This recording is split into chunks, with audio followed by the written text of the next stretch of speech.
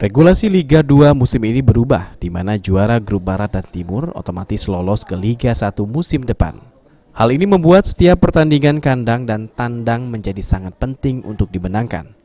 Pelatih Budiarjo langsung mencanangkan 5 liga awal harus direbut menjadi kemenangan. Menghadapi musim kompetisi Liga 2 ini, Sriwijaya FC sudah melakukan persiapan sejak 20 Januari lalu. Rekrutmen pemain dilakukan selektif dengan memilih pemain muda, mau bekerja keras, berpengalaman dan sesuai dengan kriteria pelatih. Dengan komposisi 30 pemain, Sriwijaya FC siap mengarungi kompetisi Liga 2 musim ini yang akan mulai kick-off pada 15 Maret mendatang.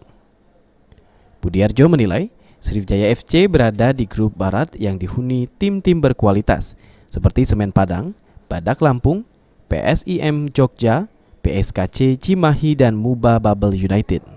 Di 5 laga awal, Sriwijaya FC akan bermain di 3 laga kandang dan 2 laga awal. Budiarjo optimis mampu meraih kemenangan di 5 liga awal, terutama ketika bermain di hadapan supporter sendiri melawan PSIM Jogja dan Persekat Tegal. Liga awal, laga awal dengan 5 pertandingan, saya pikir kita harus merebut poin lah ya. Insya Allah kita tidak mendahului yang di atas, tapi kita coba untuk memperbaiki apa yang menjadi skema kita di Sriwijaya nanti. 2 laga away dan 3 kandang. Ya, 2 laga away dan 2 laga. Kandang. Ya. Julius Lemban Gaul, PAL TV.